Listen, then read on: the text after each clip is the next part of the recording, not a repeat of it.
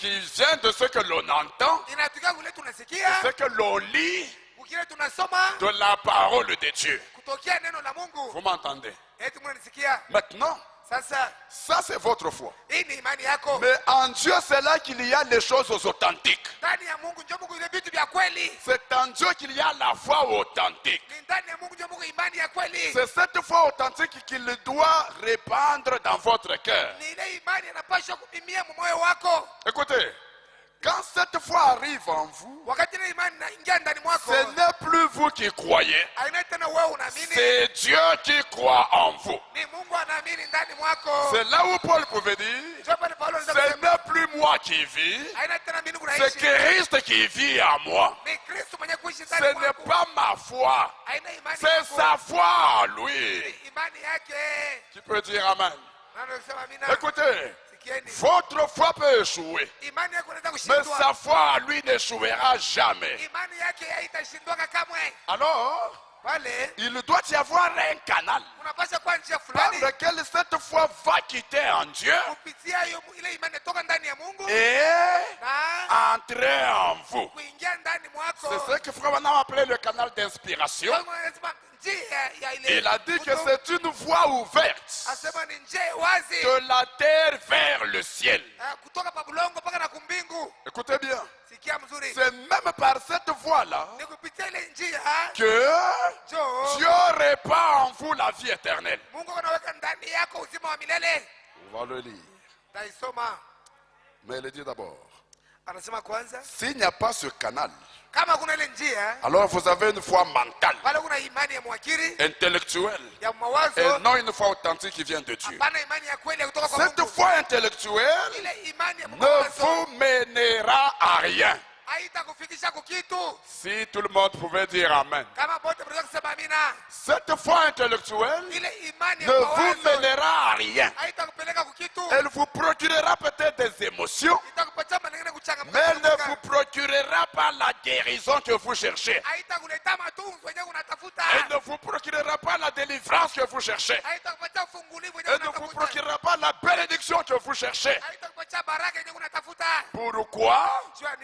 Parce que ça, c'est la foi de l'homme. Et dans l'homme seul, il n'y a rien de bon.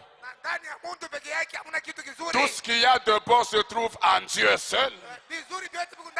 Et c'est Dieu qui doit le placer dans l'homme. Il n'y a pas un homme saint. C'est le Dieu saint dans l'homme. C'est pourquoi l'homme ne peut pas se glorifier sur son semblable, parce que tous les hommes sont pareils. La différence, c'est quand Dieu vient dans l'homme, quand Dieu met dans l'homme les vertus qui sont en lui, alors ça rend l'homme différent des autres.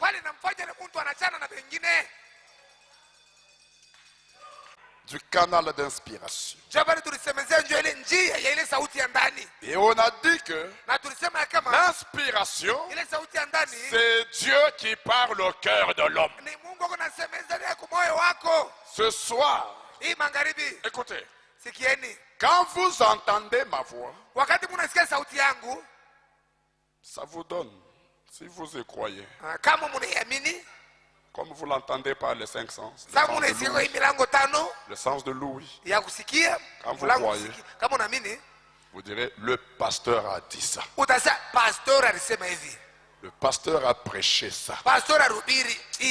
Est-ce que vous m'entendez? Le pasteur a dit ça. Le pasteur a prêché ça. Maintenant, au-delà de ça, le christianisme, c'est une expérience entre Dieu et l'homme. Le pasteur doit aller à l'écart. L'homme là commence à recevoir non pas la voix du pasteur, mais la voix de Dieu. Je veux entendre un amen. Si l'homme parle, Dieu parle aussi. Et le christianisme, ce n'est pas l'affaire de l'homme, avec un autre. Le christianisme, c'est l'affaire de l'homme avec Dieu. L'homme peut servir d'intermédiaire. Le pasteur peut servir d'intermédiaire. Mais après, l'intermédiaire va se retirer. C'est comme quand nous marions les gens ici. Ils viennent à deux pour être mariés, pour être unis. Il y a le pasteur, l'officiant qui se tient là. À un moment donné, ils sont à trois. Mais à la fin de la cérémonie, le pasteur se retire. C'est l'union de deux personnes. C'est la même chose avec le christianisme. Dieu utilise un prédicateur comme intermédiaire pour vous amener à lui. Mais le travail du prédicateur, ce n'est pas de rester devant vous tous les jours. À un moment donné, il doit se retirer pour qu'il y ait une union invisible entre ton âme et le Saint-Esprit de Dieu. Tu peux dire Amen. Maintenant, dans cette union-là, vous n'entendez plus la voix du pasteur. Dans cette union-là, c'est la voix de Dieu. C'est l'inspiration qui commence à frapper votre cœur, qui commence à se saisir de votre âme. C'est là où vous entendez en vous quelque chose qui vous parle, dont vous ne pouvez pas vous en débarrasser. Parce que l'inspiration est plus profonde que les Écritures. Vous pouvez résister aux Écritures, mais vous ne résisterez jamais à l'inspiration quand il vous saisit. Ah, le Seigneur une sœur. Enlève ta mauvaise jupe là. La sœur peut dire je n'enlève pas. Mais quand l'inspiration descend dans le cœur de la même sœur là, elle ne sera pas à l'aise jusqu'à ce qu'elle enlève la jupe. Parce qu'à l'inspiration on ne peut pas résister. Parce que l'inspiration c'est Dieu lui-même. Et quelle créature peut résister à son créateur? Parce que le potier peut-il dire à l'argile, pourquoi tu m'as fait comme ça? Le potier peut-il dire à l'argile, pourquoi tu m'as façonné comme ça? Le maître de l'argile n'est-il pas maître pour faire de cette masse ce qu'il veut?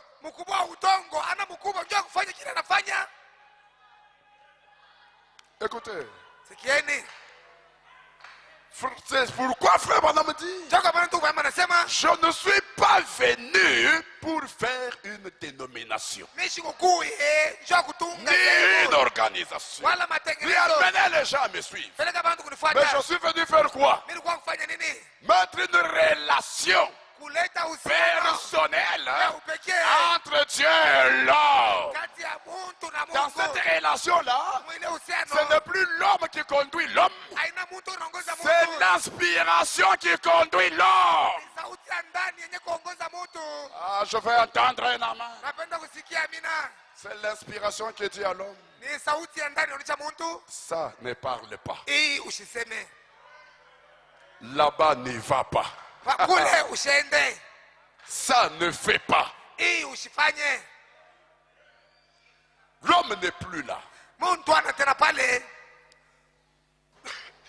Savez-vous que nous sommes au temps de mariage entre l'époux et l'épouse? Est-ce que vous le savez?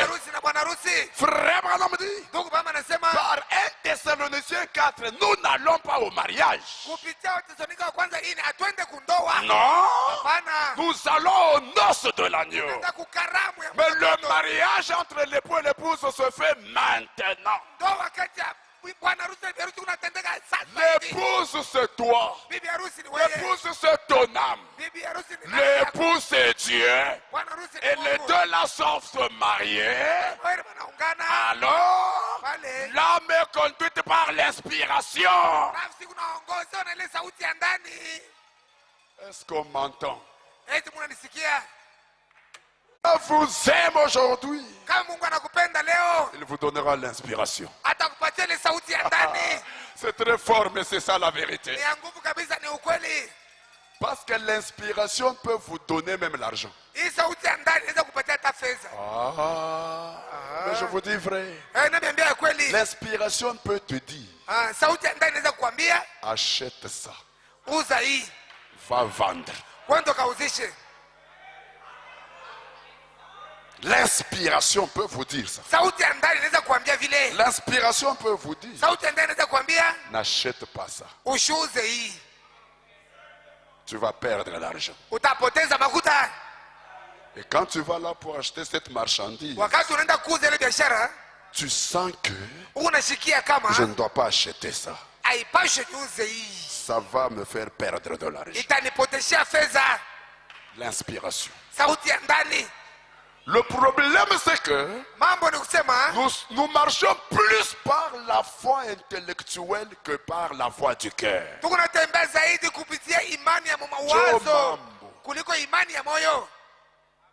Nous marchons plus par les 5 sens. La vue, l'ouïe, c'est que nous écoutons. C'est d'ailleurs la source principale de nos échecs. Je vous donne un exemple. Frère, ce dernier temps, on dit les frétins de Kashiki, c'est ça qui paye. Hein? Qui a dit ça? Quelqu'un. Tu as entendu avec quoi? Le oui. C'est quelle foi? Intellectuelle. Où est le kashikishi? Toi, tu vas chercher les kashikishi. Quand toi tu amènes tes kashikishi là, tu trouves le marché inondé. Et le prix a baissé. Parce que toi tu ne savais pas que le marché serait inondé. Mais quand c'est l'inspiration, puisque c'est Dieu, lui il est omniscient. Il connaît la fin de le commencement. Il sait qu'à ce moment-là, le marché sera inondé. Alors quand tu te confies en lui, l'inspiration peut te dire, n'achète pas kashikishi. Même quand tu vois les autres acheter, tu dis non, moi je n'achète pas. Elle te dit, toi achète ça. Tu fais ça. Vous arrivez tous sur le marché. Eux perdent l'argent. Ils disent, mais toi qui t'avais dit qu'il ne fallait pas acheter ça? Tu as des fétiches ou comment? Alors on va dire, non, talisman. J'ai le talisman. Talisman, ça n'existe pas chez les chrétiens. C'est l'inspiration qui t'a conduit. Je veux entendre un amen. Même dans le mariage, quand deux jeunes gens veulent se marier, pourquoi ils doivent prier? Mon prophète dit, si vous avez une révélation directe de la part de Dieu, que c'est elle ton épouse, ou que c'est elle ton époux, ce sera la vôtre pour toujours. Rien ne vous séparera. La révélation directe là, c'est quoi? L'inspiration. Quand bien même elle est jolie, comme vous voulez, elle a étudié comme vous voulez, mais quand vous vous confiez en Dieu, l'inspiration descend. C'est pas celle-ci. L'inspiration descend. Ce n'est pas celle-ci. Tu dis, mais elle est jolie, non? Unasema iko mrembo. Oui, c'est une chrétienne, non? Ni Mkristo. Mais l'inspiration frappe là. Sauti ya ndani Ce inapita. n'est pas celle-ci. Haina huyu. Et quand une autre passe, Na wakati mwingine anapita, puisque vous vous confiez en Dieu, sasa unamtegemea Mungu. l'inspiration descend. Sauti ya ndani La inashuka. voilà. Ye ule. Et bien maintenant, on a ça. Les choses dont je J'ai parle, mis le message à Branham, il a tout l'été. c'est ce que le message d'Abraham nous a apporté. Branham ne nous a pas amené une littérature. Branham nous a amené le Dieu réel de la Bible. La Bible dit, tous ceux-là qui sont fils de Dieu sont conduits par l'Esprit de Dieu. Mais l'Esprit les conduit comment? C'est par la révélation. C'est par l'inspiration. Ah, je veux entendre un amen. Tous ceux-là qui sont fils de Dieu sont conduits par l'Esprit de Dieu. C'est ce que le message nous a amené. C'est ce que Branham nous a amené. Frère, je vous dis, si nous pouvions en arriver là, le diable ne réussira aucun coup. C'est pourquoi la Bible qui dit, je me confie à l'Éternel pour que je ne sois pas couvert de honte. Le diable te piège ici pour te couvrir de honte. Comme toi tu te confies à l'Éternel, l'inspiration te frappe. Le diable t'attendait sur cette voie.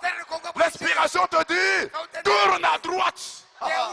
Tu tournes à droite, le diable reste coincé là-bas.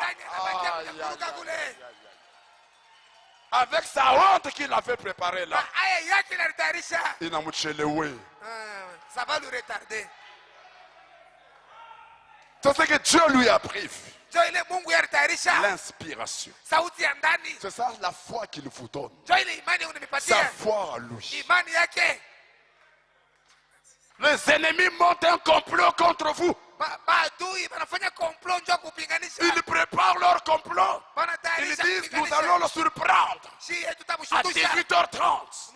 Il a l'habitude de passer par ici. On va faire comme ça. Comme toi tu te confies à Dieu, l'inspiration descend. À 18h30, l'inspiration te dit ne sors pas. Aïe, aïe, aïe, aïe. Elle te dit ne sors pas. Commence à prier. Et elles sont là. Ils attendent là, ils se fatiguent. Et puis ils disent, mais cet homme, il a de la chance. Ce n'est pas la chance, c'est l'inspiration qui peut dire amen. Frère, que Dieu nous aide à atteindre ce niveau. Vous verrez la beauté du message de William Branham. Vous verrez que ce n'est pas une dénomination ça. Vous verrez que c'est une super race. Une race qui s'appart. Vous verrez ça.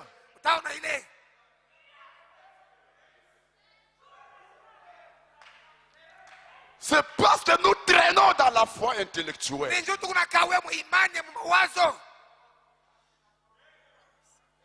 que des fois on se moque de nous. Parce que nous traînons, nous avons beaucoup traîné dans la foi intellectuelle.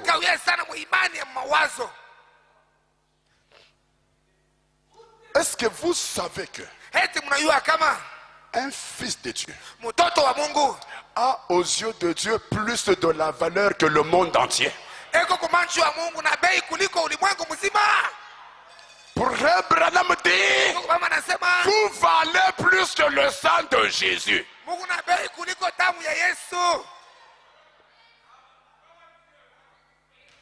Mais d'où viennent les échecs, l'opprobre?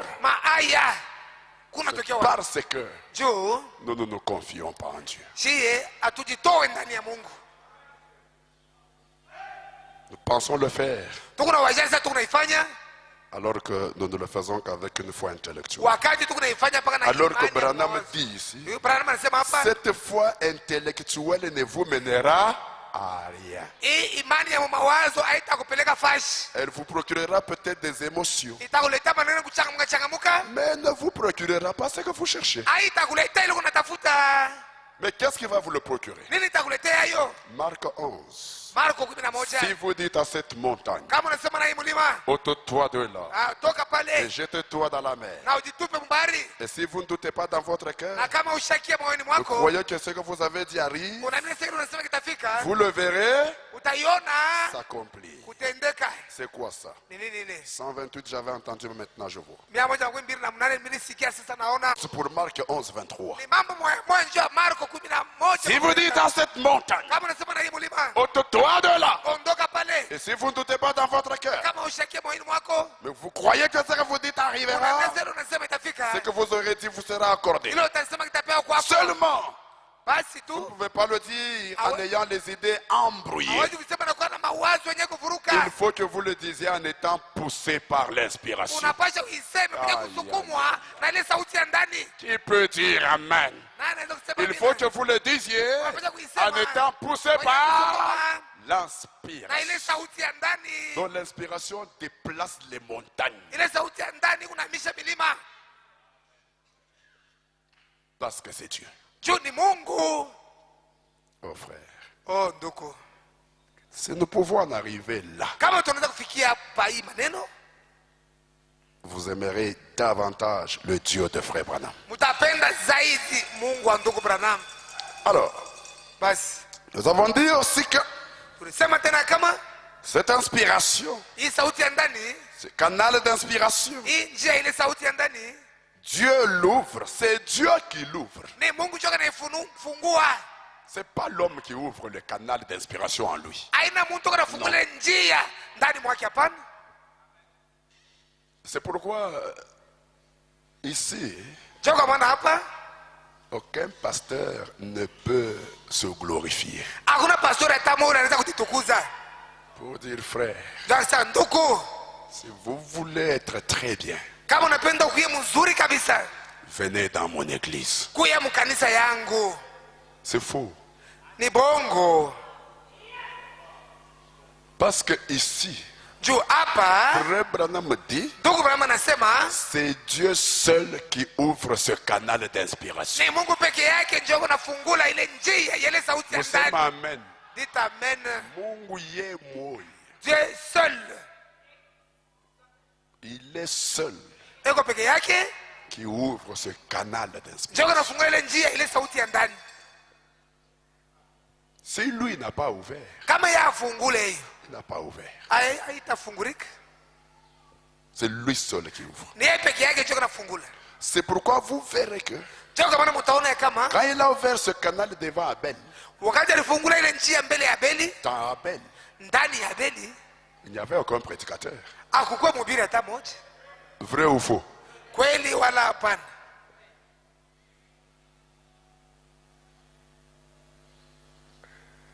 C'est Dieu seul qui ouvre ce canal. Ni Mungu peke yake ndio anafungula ile njia. Et il l'ouvre Na yule dans un ifungula cœur qui est ouvert. ndani ya moyo yenye kuya wazi. Ouvrir le cœur, ce n'est pas Dieu qui l'ouvre. Kufungula moyo haina Mungu ndio anafungula hayo, hapana. Ouvrir le cœur, c'est vous qui l'ouvrez. Kufungula roho yako ni wewe ndio unaifungula. Et quand vous l'avez ouvert, Na wakati unafungula roho yako, alors pale Dieu vient ouvrir Mungu anakuwa kufungula le canal d'inspiration. ile njia ile sauti ya ndani. Que celui qui comprend dise Amen. Ula naliwa sema amina. Ouvrir le cœur, c'est pas Dieu, Kufungula roho haina Mungu, c'est vous. ni weye. C'est vous qui ouvrez le cœur Wewe ndio unafungula roho yako. pour que Dieu vienne y ouvrir le canal Juu d'inspiration. Mungu akuye afungule mwele njia ile sauti ya ndani.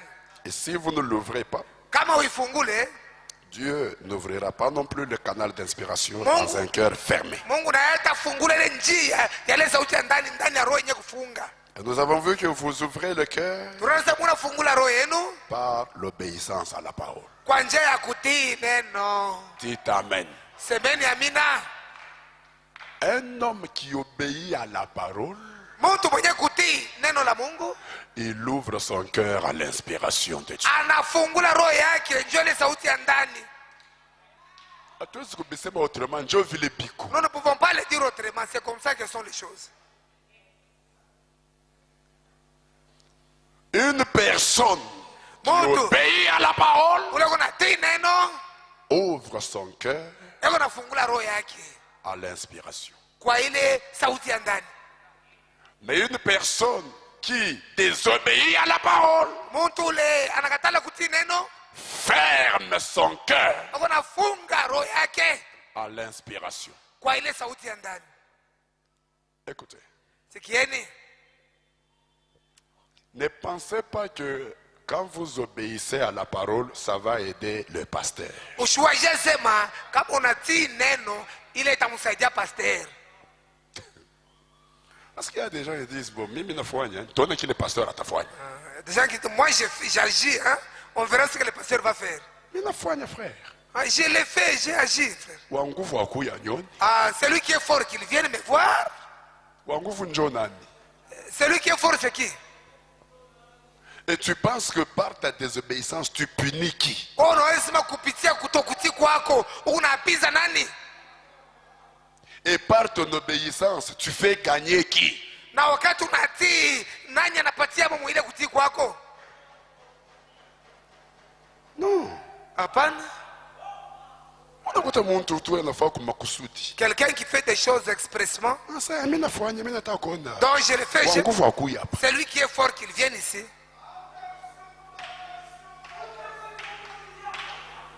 Mimi nafanya. Bon, j'ai déjà agi.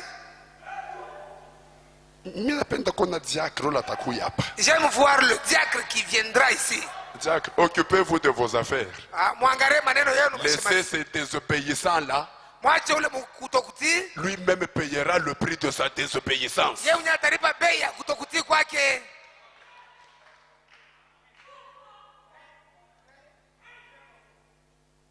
Unakuta tu seri na kiburi Tu kyote. veux une sœur orgueilleuse là. Sasa mimi nafanya. Bon, je l'ai fait. Ndio mimi nafanya. C'est moi qui l'ai fait, non? Sasa mimi natafuta kuona J'aime maintenant voir. kile Josué atafanya. Anapenda kusema oh miye, je C'est vais parler. c'est que Je viens encore parler. À quoi tu es nasema? Oh malade. Toi, tu es malade. Tu es malade. Uko mgonjwa. Que Josué parle, qu'il ne parle pas. Joshua sema wala sisemi. Il ne perd rien, il ne gagne rien dans ton affaire là. Ashitapoteza kitu wala kupata kitu mwile maneno yako wewe.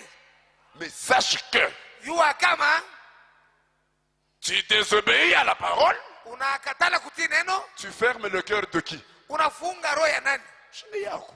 C'est ton propre cœur. Et là, ce que nous parlons sous l'inspiration, tu n'en sauras rien. Na hii tu unasemezea njoo hii sauti ya ndani. Hautajua kitu hata kimoja. Pour toi, ce sera des tonnerres, Kwako itakuwa ni minguruma, des mystères. masiri. Benye bima inspiration, njoo binini. Na ile masauti ya ndani, c'est-à-dire kwasa. Pasteur antuchokesha oh inspiration, njoo Le binini. pasteur nous fatigue. Ile sauti ya ndani, c'est Njoo quoi? binini. C'est quoi ça? Aubiyue na utabijuwaka njoo huku nafunga roho yako par la désobéissance. Kukosa kutii Oh là neno. là. Obéis seulement, Tii tu. tu verras ce que c'est que l'inspiration. Utaona ile sauti ya ndani ni kusema nini? Qui peut dire amen? Naanza kusema amina. Obéis seulement, frère. We tii tu. Obéis seulement, ma sœur. Tii tu dada yangu. Tu verras. Utaona ile sauti ya ndani. Je lis frère Branham dont j'avais entendu, mais maintenant je vois. Nasoma ndani ya mimi sikia sana Au ona. paragraphe 232, Kifungu 232. le prophète 232. il dit maintenant, Sema sasa, l'aimez-vous? eti mnampenda? Maintenant, Sasa donnons. Maintenant, tous ensemble, donnons-lui gloire. shi bote sasa tumtukuze. Vous tous, les peuples. Mwe bote taifa. Avant de lire ça, excusez-moi, Bela je kusoma reviens tout de suite. Gardez la référence, j'y reviens. mchunge ifashi. J'aimerais d'abord prendre ceci. Napenda bia kwanza hii. Je suis au paragraphe 169. Même message. Je vais retourner là. Laissez-moi d'abord lire ceci pour vous faire voir une chose sur ce que Franam dit. Il dit, dans Marc 14, nous voyons une femme qui a cru en lui. Suivez mes frères. Dans Marc 14, nous voyons une femme qui a cru en lui. Elle avait un besoin. Elle a vu qu'il avait besoin qu'on lui lave les pieds. Jésus avait besoin qu'on lui lave. Écoutez bien. La femme avait un besoin. Jésus aussi avait un besoin. Le besoin de la femme, c'était une femme adultère. Elle avait besoin du pardon de ses péchés. Dites Amen. Elle était rejetée de toute la société. Personne ne voulait d'elle. Parce qu'elle était une prostituée. Elle avait besoin du pardon de ses péchés. Jésus lui aussi avait un besoin. Il était assis là dans la maison de Simon avec les pieds sales. Et Simon se moquait de lui. Est-ce qu'on peut m'entendre? La femme avait un besoin. Jésus avait un besoin. Le besoin de la femme, c'était le pardon de ses péchés. Le besoin de Jésus, il était assis là dans la maison de Simon le pharisien, les pieds sales. Je vais te dire ce soir, tu as un besoin. Sache que Jésus aussi a un besoin. Tu as besoin d'argent. Sache que Jésus a aussi un besoin. Tu as besoin de guérison. Sache que Jésus a aussi un besoin. Et Jésus était assis là, les pieds sales. Ayant besoin qu'on lui lave les pieds. Et Simon ne l'a pas fait. La femme là où elle était, elle avait un besoin. Elle voulait le pardon de ses péchés. Voici ce qui va arriver.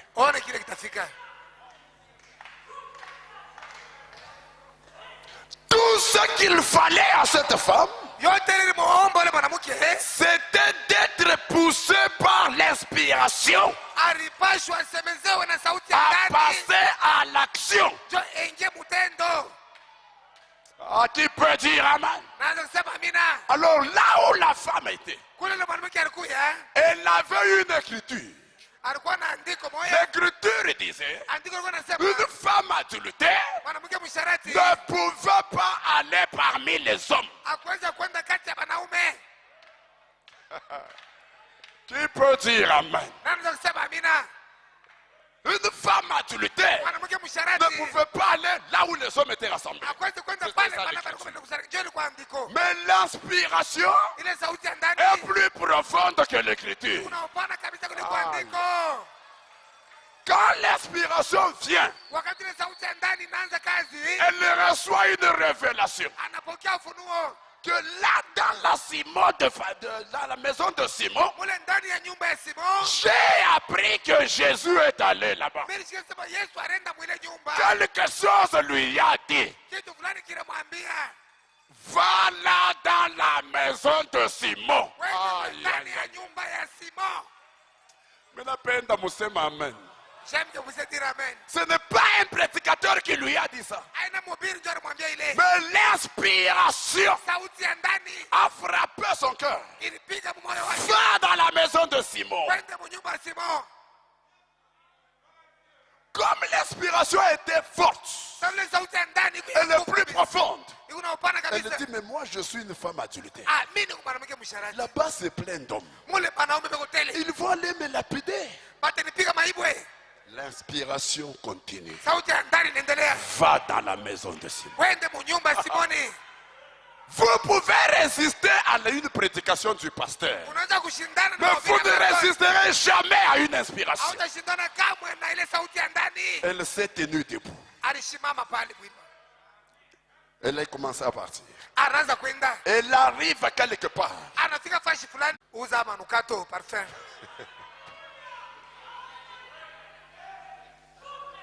Elle s'arrête, elle achète le parfum. Anasimama na yuza ile manukato. L'inspiration lui dit, allez-y. Sauti ya ndani sasa uende.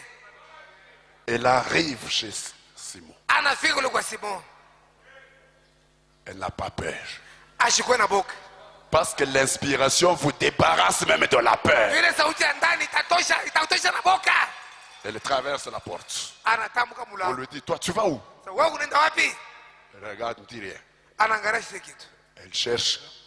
Elle Anatafuta na cherche. macho, anatafuta. Elle cherche. Anatafuta. Elle voit Jésus assis au coin. Anaona Yesu mwenye kala kule kukona. Là où Simon l'avait mis pour se moquer de lui. Kule Simon alimweka njoo aanze kumchekelea. Elle se dirige tout droit. Anaenda mara moja mpaka pale Yesu alikuwa. Elle arrive là. Anafika kule. Jésus avait besoin de quoi? Yesu alikuwa lazima na nini? D'être lavé les pieds. Bamunaushe mikulu Elle, yake. elle avait besoin de quoi? Yeye alikuwa lazima na nini? Le pardon des péchés. Usamehe wa dhambi. Elle arrive là. Anafika pale. Et tombe à genoux. Anaanguka kwa magoti. Frère Branham dit, Ndugu mama anasema l'inspiration lui a pourvu d'une eau qu'on ne lui a pas donnée. sauti ya ndani inampatia maji ile hapa kumpatie. Frère Branham dit, les autres qui étaient entrés là, Wale pengine bote baringia mule. Simon leur avait lavé les pieds avec de l'eau. Simon banaosha miguu na maji. Mais elle, Lakini yeye elle a commencé. alianza Frère Branham dit, l'inspiration a brisé son cœur. sauti ya ndani inavunja moyo wake. Parce que la repentance, c'est un profond regret. Juu kutubu ni kusikitiko kwa Qui upana. peut dire Amen? Nani atasema Et amina? frère Branham dit, Na ndio maana je nasema ne crois pas à une confession aux yeux secs. shamini kukiri kwa macho ya kukauka. L'inspiration a brisé son cœur. Ilivunja moyo wake. Elle a senti un profond regret Alisikia sikitiko de kubwa ses péchés ya pour dhambi. lesquels elle voulait être pardonnée. Penda ubiriwe. Elle a commencé à pleurer. Anaanza kulia Et les larmes ont commencé à couler. na machozi yanaanza kuvuja. Et ces larmes sont devenues de l'eau Na ile machozi yake ndio inakuwa maji sur les pieds de Jésus. kumikulu ya Yesu. Elle a lavé les pieds de Jésus Anaosha miguu ya avec ses Yesu propres larmes. na ile machozi yake. Frère Branham dit, Ndio kwa maana nasema pendant qu'elle fait ça, wakati kunafanya hivi, Jésus ne bouge pas parce qu'il en avait besoin. Yesu ashitenge alikuwa nayo lazima. Qui peut dire ça? Naanza kusema Il amina. ne refuse pas. Il ne bouge pas parce qu'il en avait besoin. Alikuwa nayo lazima. Elle termine à laver les pieds. Anamaliza kuosha miguu ya Yesu. Mon prophète dit, Nabii yangu anasema puisque c'était une femme adultère, kama mwanamke msharati elle lavait les curls sur sa tête. alikuwa na kerle pa kichwa yake. Elle défait ses curls. Anaifungula makerle. Frère Branham dit, Kama anasema elle ne pouvait pas se tenir dans la présence de Dieu avec ses curls. kwanza kwa mbele ya Mungu na makerle. Pasteur, tu veux dire quoi? Pastor anataka Je kusema veux le dire.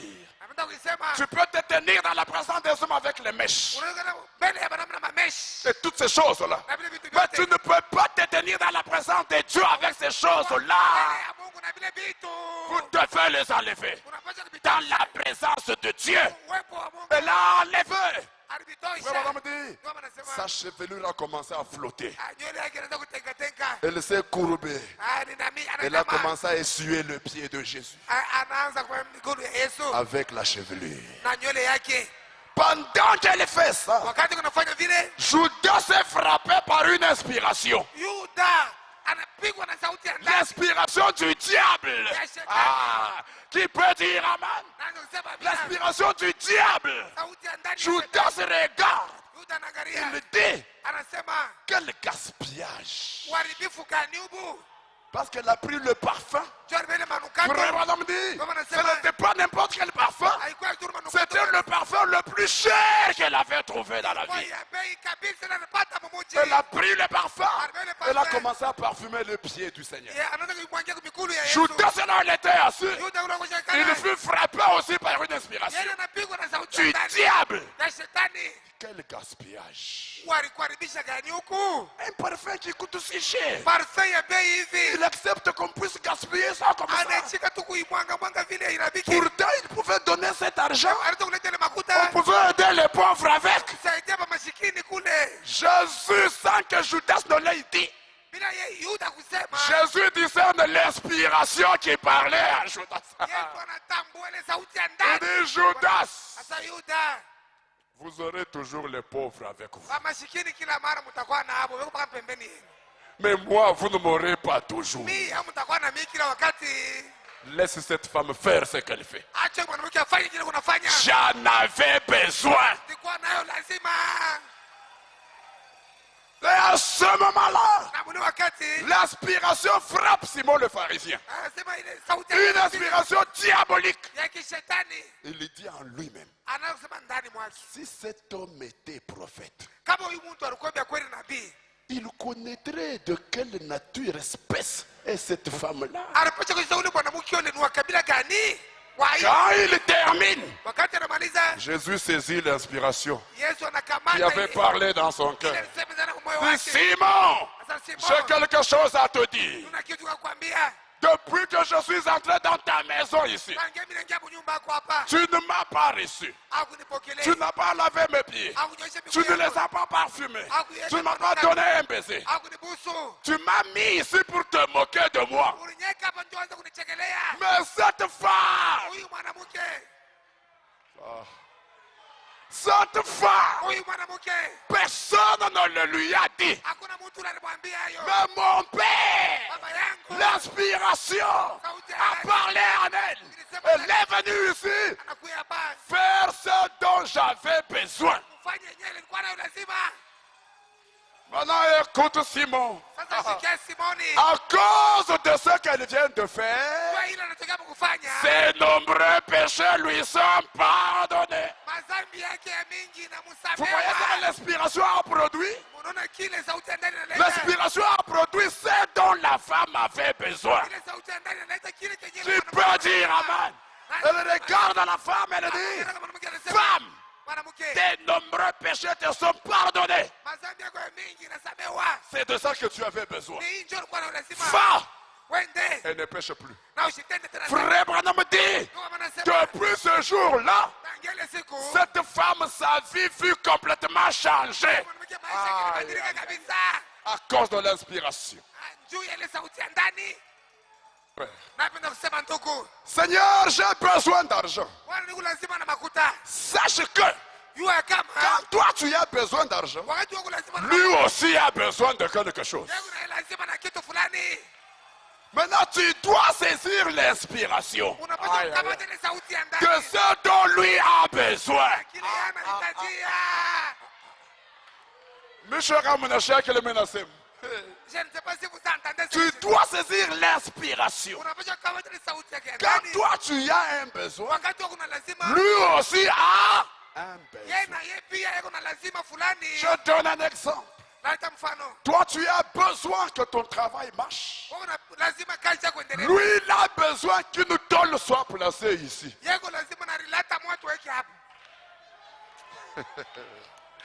Maintenant, tu as mambo. Toi, tu as besoin que tes affaires marchent. Lui, il a besoin qu'une tôle soit placée ici. L'inspiration vient. Elle te dit, va acheter une tôle.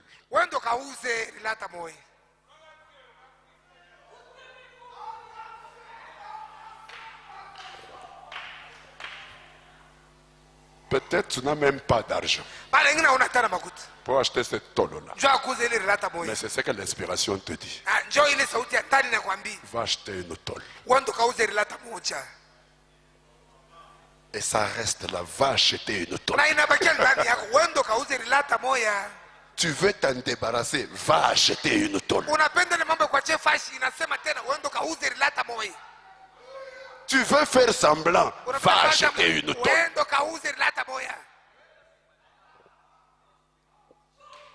Finalement, pour t'en débarrasser. juu achane na ikuachie fashi. Ce n'est pas le pasteur qui a dit va acheter une tonne. Aina pastor zo kauze rilata Ce n'est moyo. pas l'administrateur qui a dit va acheter une tonne. Aina bazamini alisema kauze rilata. Mais c'est lui parce qu'il en a besoin. Ni yeye juu eko nayo lazima. Tu vas, tu achètes une tonne. Unaenda unauza rilata moyo. Dès que tu achètes la tonne, Wakati unauza ile tu rilata, amènes ici. unaleta hapa, La paix rentre. salama inarudia moyo. 2 jours après, Kisha masiku mbili on t'appelle. bana kuita.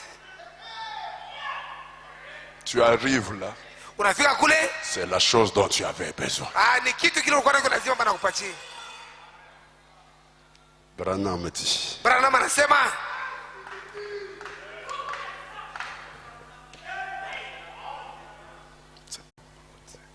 remarquez, je suis au prof 171. tazameni kifungo 117 na moja. Elle avait un service à lui rendre. Alikuwa na kile alipasha kumtendea kama kazi. Cette femme-là, Ule mwanamke elle avait un service à lui rendre. alikuwa na kazi alipasha kumtendea. Et puis, à la fin, Kisha mwisho elle a rendu service. alifanya ile kazi. Parce qu'elle était poussée par l'inspiration à le faire. Alisukumwa kwa ile sauti ya ndani apate kuifanya. Oh, membre d'église rétrograde. Bashiriki ya kanisa wenye kurudi nyuma. Homme ou femme dénominationnelle. Mwanamke wa kizehebu. Ne pouvez-vous pas voir le besoin qu'a Jésus ce soir? Hawezi kona. Lazima inakuwa ya Yesu hii magharibi. Quelle question ça?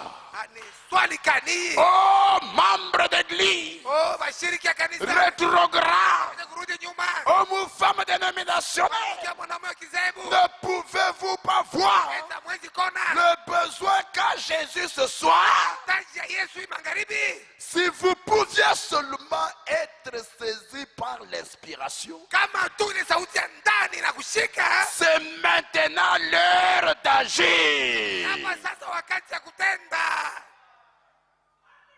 Je donne un exemple. Naleta mfano. Toi, tu es malade. Wewe uko mgonjwa. Tu as besoin de la guérison. Uko lazima na matunzo. Pendant ce temps, Mwile wakati Jésus, lui, a besoin de guérir un autre frère. Yesu yuko lazima na kutunza ndugu mwingine. Mais toi, tu as besoin d'être guéri. Wewe uko lazima upate kutunziwa. Lui, il a besoin de guérir un autre frère. Yeye lazima na kutunza ndugu mwingine. L'inspiration te saisit. Ile sauti ya ndani inakushika. Entre, prie pour telle personne. Ingia, ombe mtu fulani. Imam nous c'est mon ashikia. Est-ce que vous suivez ce dont je suis en train de parler? Toi, tu es malade. Wewe uko mgonjwa. Tu as besoin d'être guéri. Uko lazima na kutunziwa. Mais l'inspiration te prend. Sauti ya ndani Va inakushika. prier pour tel frère. Wewe ndo kamwombe ndugu fulani. Tu dis, mais moi-même, je suis malade. Mimi mwenyewe niko mgonjwa. J'ai besoin qu'on prie pour moi. Niko lazima Moi, je baniombee. vais encore aller prier pour tel. Yaani kaombee tena mtu mwingine. Va prier pour tel frère. Wewe ndo kaombee ndugu fulani. Entre, prie pour telle personne. Ingia, ombe yule mtu fulani. Comme l'inspiration est forte, Sasa ile sauti ya ndani ya nguvu unaenda.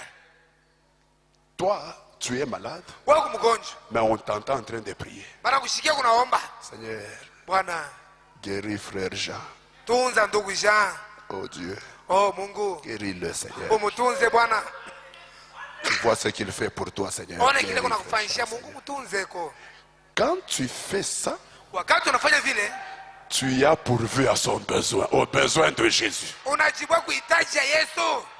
Tu termines à son besoin. Unamaliza kuhitaji yake. Maintenant il te regarde. Aïe, aïe, aïe. Tu peux dire amen. Anza kusema amina. Tu termines son besoin.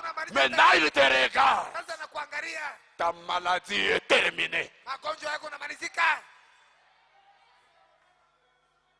Oh, membre d'église rétrograde. Mashirika ya kanisa mnakurudi nyuma. Ne pouvez-vous pas voir le besoin qu'a Jésus ce soir? Unahitaji ya Yesu magharibi. Si vous pouviez seulement être saisi par Kama l'inspiration. unaweza kuvutwa na ile sauti ya C'est ndani. maintenant l'heure d'agir. Ni wakati ya kutenda. Retenez ceci. Mkamate hivi.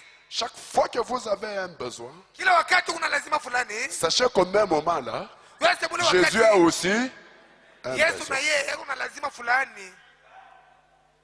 Toi, tu as besoin de 10 000 dollars. Wewe lazima na $10,000. Au même moment là, Ile wakati mwemo ile Jésus a besoin de 100 dollars. Yesu uko lazima na $100. Et c'est un prédicateur qui a besoin de 100 dollars. Na ni mhubiri njoo uko lazima na $100. C'est un prédicateur qui a besoin de 100 Ni dollars. mhubiri fulani uko lazima na ile $100. Et c'est Jésus qui a besoin de 100 dollars. Ni Yesu njoo uko lazima Mais na. toi, tu as besoin de 10 000. Wewe uko lazima na $10,000. L'inspiration te saisit, paf. Sauti ya ndani na kushika Tu mara vois moja. seulement le prédicateur qui passe Unacho mhubiri ou qui anapita. prêche. Wewe unahubiri, Donne-lui 100 dollars. umpatie $100. Et mambo niko nasema. Le problème dont je viens de te parler, Njoo vile biko natumika. c'est comme ça que ça fonctionne. Tu dis, mais moi je cherche 10 000. Mimi unatafuta $10,000. Que je prenne encore 100 que je lui donne. Niwe tena sani mupatie. Donne-lui 100 dollars. Umupatie $100. Et ça ne te quitte pas. Na haikuachie fashi. Ça ne te quitte pas. Haikuachie fashi. Peut-être ces 100 dollars là sont dans la poche. Ma ile $100 kuna mfuko. Na yiko na ma programme. Et c'est bien programmé. Mais Jésus en a besoin. Yesu kuna lazima. Je ne dis pas pasteur Mbunda en a besoin. Je dis quoi? Nasa nini? Jésus en a besoin. Yesu kuna lazima. Tu dis, mais j'avais déjà un programme avec ça. Ah, mimi nilikuwa na mambo ilimpasha kufanya nayo. Prends cet argent, donne. Beba ile makuta peleka. J'en ai besoin. Ni kunayo lazima. Comme l'inspiration est forte, Sasa ile sauti ya ndani kuya nguvu, tu veux partir. unafia uende. Prends cet argent, donne-lui. Beba ile makuta Tu mupatie. peux même arriver quelque part. Unaweza kufika fashi fulani. Ouais, puis tu ne sais plus continuer. Unashinda kuendelea. Tu t'arrêtes. Ah, Unasimama, tu rentres. unarudia. Et il est encore là. Aya ngani. Une minute. Dakika tu moja. Ça peut t'aider, papa. Inaweza kusaidia Quand papa. tu fais ça, Kwa tunafanya vile, tu retrouves le calme. unapata salama. Tu as pourvu à son besoin. Unajibwa kuhitaji yake. Quand tu as pourvu à son besoin, Wakati unajibwa c'est kuhitaji. alors qu'il se tourne vers toi. Ah là là là là. Tu peux dire Amen. Anza kusema amina. Oh, membre d'église rétrograde, Shirikia kanisa kurudi nyuma. pouvez-vous voir Eti unaweza kuona le besoin qu'a Jésus ce soir? hitaji ya Yesu hii magharibi. Je peux parler? Eti unaweza kusema La femme, la veuve de Sarepta, ule muyane wa Sarepta prie toute la nuit anaomba busiku mzima pour avoir la nourriture. juu apate chakula. Le matin, Asubuhi Dieu dit à Élie là où il était, Mungu anambia Eli, kula alikuya. maintenant tu ne vas plus manger ici. Sasa hautakula hapa. Allez, va chez cette femme-là. Wende kwa ule mwanamke. Je l'ai ordonné. Miri muruhusu. J'ai ordonné à une femme Miri de ambia ule. te nourrir. Miri ambia mwanamke Quand moja est-ce que Dieu akulishe. l'a ordonné? Mungu alimwambia wakati gani? C'est ce que l'Écriture dit. Ndio andiko nasema. J'ai ordonné à une femme veuve Miri mwambia ule de mwanamke. te nourrir. Dieu lui a ordonné quand? Mungu alimwambia wakati gani? L'inspiration. Sauti ya ndani. Ah, qui peut dire Amen? Na ndio kusema mimi. Quand Élie arrive, Wakati Eli anafika. qu'est-ce qu'il dit à la femme? Anaambia ni ndio mwanamke. Va préparer Wende kapike un gâteau gato moja, dans une main, mkono dans moja, l'autre main, mkono mwingine de l'eau. ulete mai. La femme dit, Mwanamke anasema ton Dieu est vivant. Mungu wako kwa Je mzima. n'ai rien d'autre. Mishi ana kitu C'est ce kingine. qui me reste. Njoo ile inabakia na wewe. Pour moi et pour ma maman. Juu ya mimi na Puis njoo nous kwa- allons mourir. Kisha tutakufa. Que dit Élie? Eli anasema nini? Va faire ce que tu as dit, mais d'abord, Wewe tukafanya unasema lakini kwanza moi. mie. Et Élie, à ce moment-là, Na Eli mwili wakati il était Dieu. alikuwa Mungu. Il représentait Dieu devant cette femme-là. Alimshimamia Mungu mbele ya yule mwanamke. Et Dieu avait un besoin. Ana lazima. Tu peux dire Amen. Na naweza kusema amina. Dieu avait un besoin. Mungu alikuwa na lazima fulani. Comme Dieu avait ordonné Sasa Et que la femme avait l'inspiration. Mais l'inspiration est très forte. Elle ne pouvait pas résister. Elle prépare le gâteau. Elle termine. Elle prend l'eau.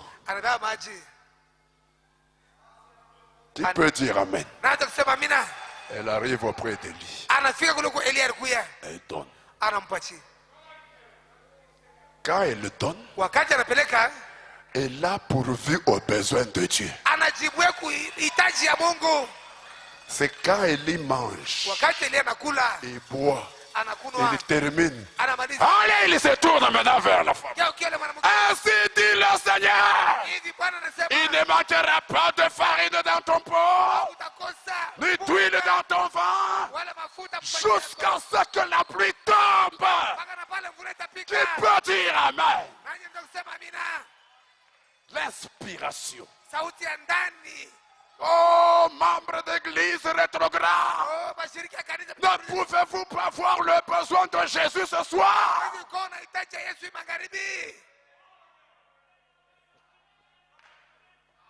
Ah, laissez-moi vous dire ceci. Quand vous voulez être millionnaire là, sachez que Jésus a un besoin auquel vous devez d'abord pourvoir par l'inspiration. Et souvent ça nous arrive, mais nous laissons passer. On est kuangalia tout ce roi qu'on habite. Tu sens seulement en toi que Cette soeur n'est pas bien habillée. Que je lui donne seulement mon pagne là. C'est pas elle qui a besoin de ses pagnes.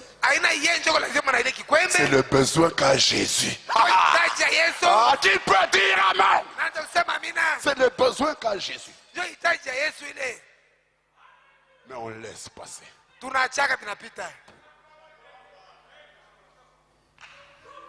On laisse passer. Tu peux avoir l'argent dans la poche. Un frère passe.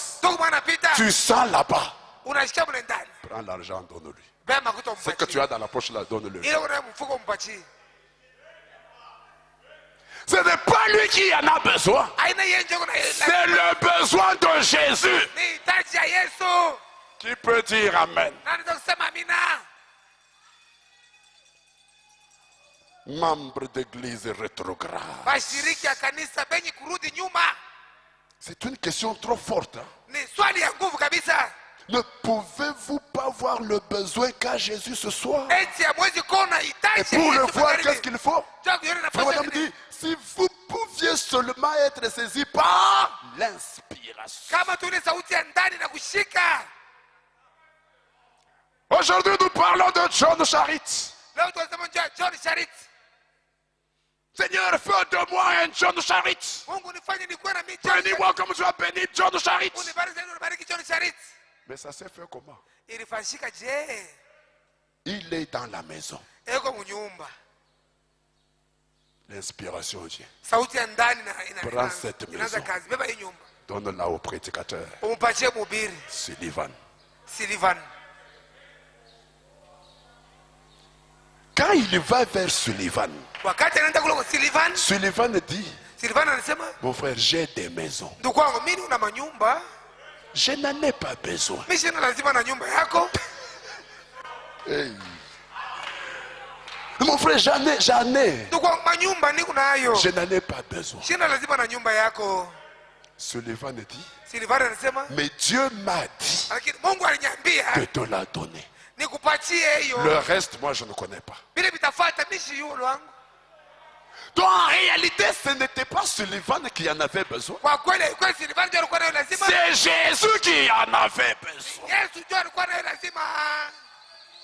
Vous entendez les gens qui disent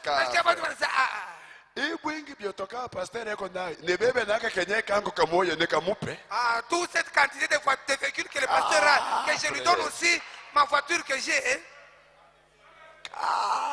Yenjo wa kunipa ako njoo sauti ya Mungu nasema ule kuna biwiri apeleke kimoja. C'est à lui de me donner parce que la parole dit que c'est lui qui en a deux qui le cède un. Mimi nibebe bulongo mubonde. Moi que je prenne la terre dans la vallée. Niongeze kwa kisukulu. Que j'ajoute encore sur la montagne. Ima bikwembe yote mama Julie kuna nibebe na kangu kamoya nikamuongezee. Tous ces pagnes que maman Julie a que je lui donne encore l'unique pagne que j'ai. Nous sommes en train de le découvrir ici. Sylvain a dit, Sylvain alisema, je n'en ai pas besoin. Mishina nayo lazima. Charité répond, Charité anajibu, moi, miye, Dieu m'a dit Mungu aliniambia l'inspiration sauti ya ndani de te donner ça. Nikupatie hii. Ce que tu en feras, ile utafanya nayo, je ne connais pas. Mishiyue. Il a dit à sa femme, chérie, qu'est-ce qu'on fait? Sa femme a dit, fais comme il te l'a dit. Ils ont pris leur valise. Ils ont quitté la maison. Ils ont pris les clés. Ils ont remis au prédicateur. Le prédicateur qui disait que je n'en ai pas besoin.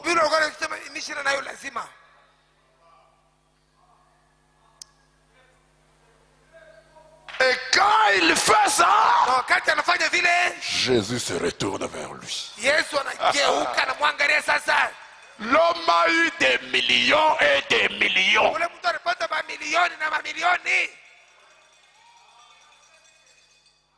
Pourquoi? Il avait été saisi par l'inspiration pour voir le besoin qu'avait Jésus.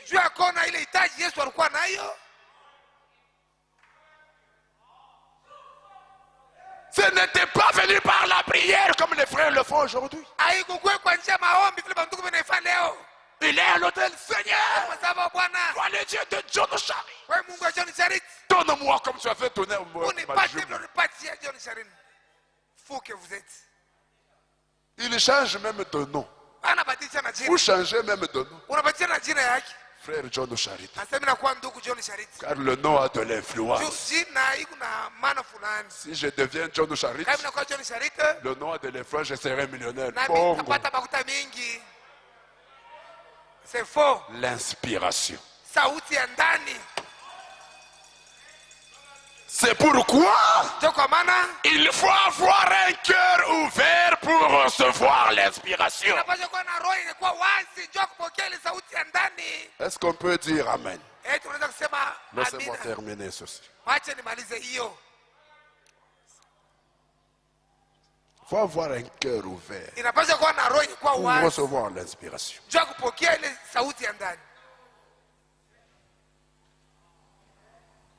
232. Retournons là. J'avais entendu, mais maintenant je vous. Vous êtes fâché? Frère, ces choses sont une grande délivrance que nous sommes en train de recevoir.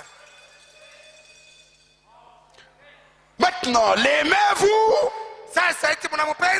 Maintenant, tous ensemble, donnons-lui gloire, vous tous les peuple. Regardez. Alors, si cela vous a été révélé par Dieu, dans le canal qui s'était ouvert pour votre salut, le canal même qui vous avait fait savoir que vous étiez sauvés,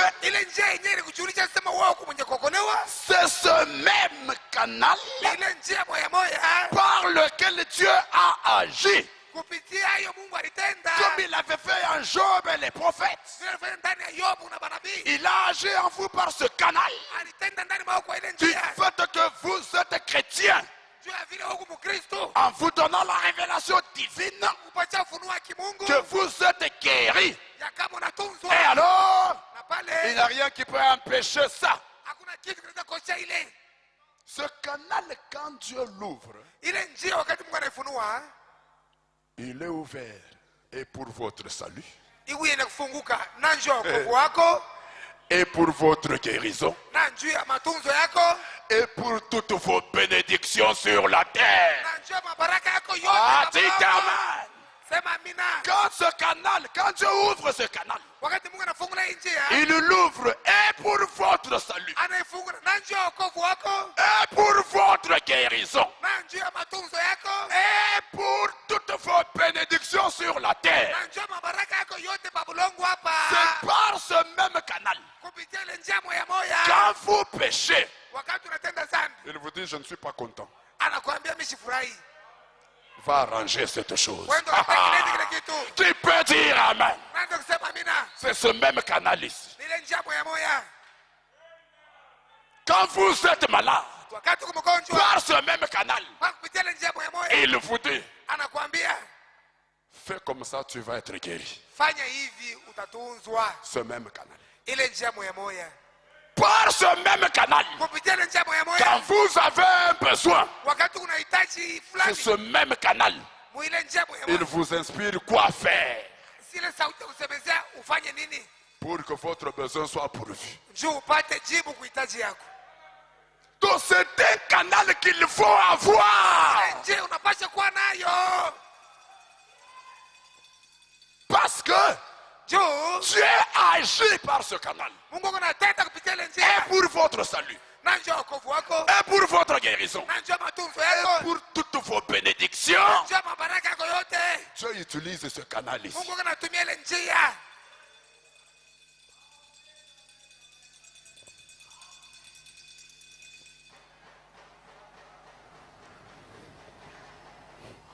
Maintenant, Sasa je termine. mimi namaliza.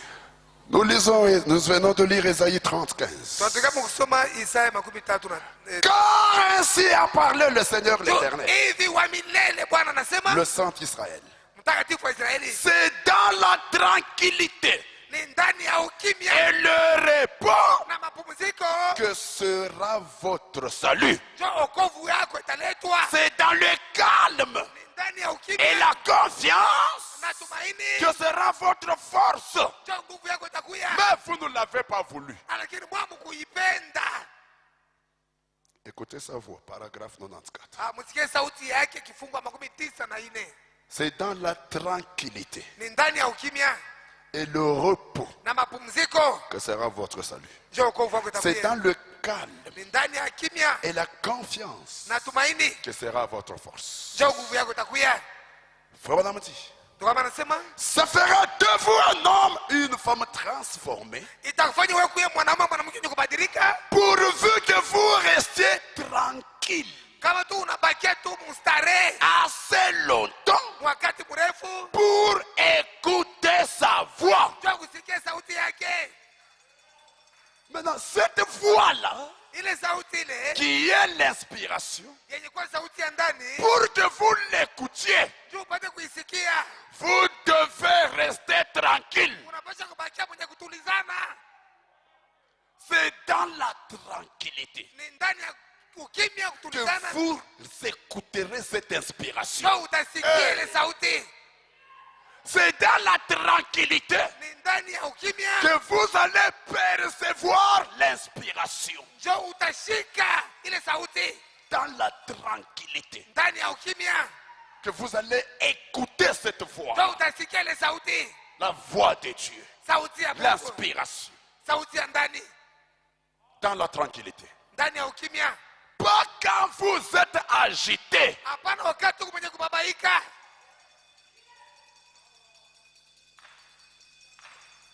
Écoutez. Kieni. Restez tranquille. Bakia mwenye kutulizana. Ne vous énervez pas. Usikasirike. S'il y a quelque chose que vous désirez recevoir de Dieu, Kako kitu unapenda upokee toka kwa Mungu, demandez-le lui. umuombe hiyo kile kitu. Ensuite, Kisha restez tranquille et écoutez. bakia mwenye kutulia na usikie. Bakia nini? Mwenye kutulizana. Très bien. Restez tranquille Bakia mwenye kutulizana et écoutez. na usikie. Voyez ce qu'il en dira. Ona kila atasema njua ile. Quand vous êtes comment? Wakati ukuje tranquille. Mwenye kutulizana. Sasa mimi. Sasa mimi pale banasema. Sasa mimi nitabifanya je? Sasa mimi depuis Lomba. Sasa mimi.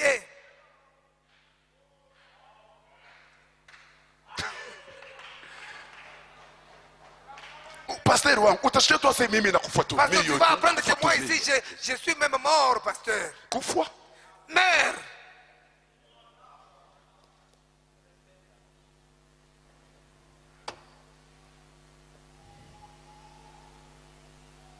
Je vais mettre fin à ma vie. Qu'on te donne la corde. Hein?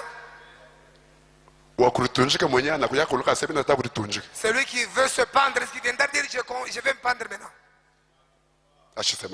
Il ne l'annonce pas comme ça. Un frère m'appelle une fois et dit, pasteur, pasteur, j'ai trop de problèmes, je trouve que je vais seulement me pendre. Je lui ai dit, appelle d'abord ton père. Dis-lui que je suis sur le point de me pendre. Dis-lui que je vais me pendre. Et puis, pends-toi. Je suis quand même ton père. Comment tu peux me dire des bêtises comme ça? Pour que je dise aux gens, non, le frère m'avait promis. Celui qui veut se pendre, il ne l'annonce, il ne promet pas. Vous allez trouver celui-là, il est là, attaché, suspendu. Il achète les piles. Et tout le monde le voit. Il est en train de passer. Il met sur la table. Et puis il commence à presser. Il cherche que quelqu'un puisse lui interdire.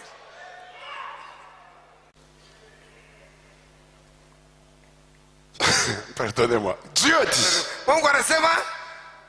quand ainsi a parlé le Seigneur l'Éternel, c'est dans la tranquillité. Qui peut dire Amen? Et le repos que sera votre salut. C'est dans le calme. Et la confiance que sera votre force. Mais vous ne l'avez pas voulu. Non, vous n'aimez pas la tranquillité. Qui vous a dit que quand vous vous plaignez, c'est alors que ça marchera? Mon prophète a dit, les plaintes c'est une couronne du diable. Et dans les plaintes, vous ne recevrez jamais l'inspiration. Frère Branham dit, quand les apôtres étaient sur la barque et qu'ils étaient seuls, la barque a commencé à tanguer. Ils ont tout fait pour stabiliser là. Wapi. Ils ont échoué. Lorsque leur force est terminée, ils se sont tranquillisés. Maintenant, s'il faut mourir, alors nous mourrons. Frère Branham dit, c'est alors qu'ils ont vu Jésus s'avancer vers eux sur les eaux.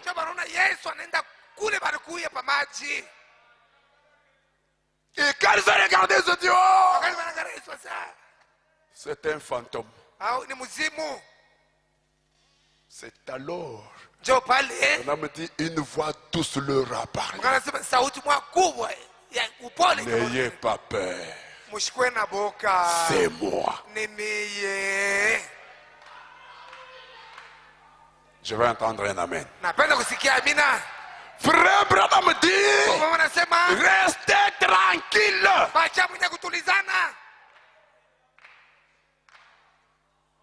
Ne vous énervez pas. S'il y a quelque chose que vous désirez recevoir de Dieu, demandez-le lui. Ensuite, restez tranquille et écoutez. Non pas soyez agité et écoutez. Non pas soyez énervé et écoutez. Non.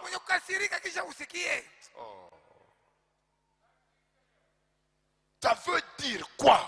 Inafia kusema nini? Quand vous vous agitez, Wakati wewe unababaika, l'inspiration ne te frappera pas. ile sauti ya ndani haitakufikia.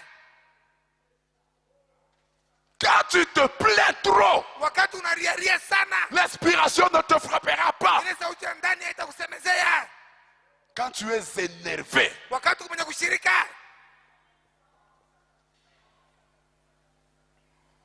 l'inspiration ne te saisira pas. ile sauti ya ndani haitakusemezea.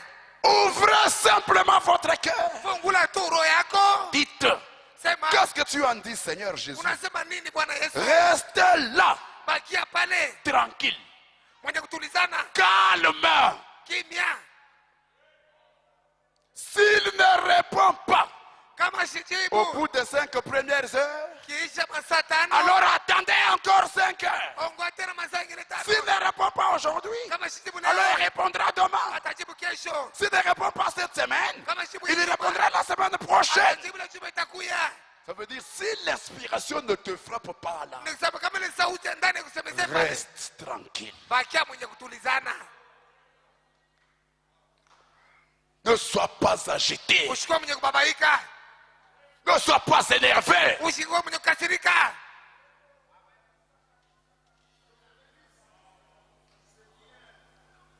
95. Makumi tano. Écoutez sa voix. Sikia sauti yake, Répondre dans votre cœur. kujibu moyo wako, Dis, kusema oui, je ndio, suis l'Éternel qui te guérit. niko wa milele mwenye kukutunza. Ça, c'est l'inspiration. Hii ni sauti ya ndani. Parce que c'est la voix qui parle où? Ni sauti unasemeza wapi? Dans ton cœur.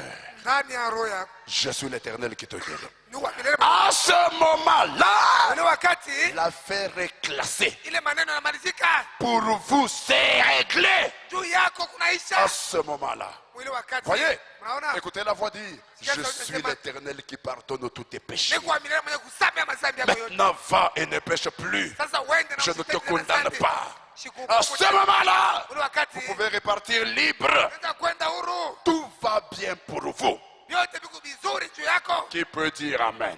Nani kusema amina?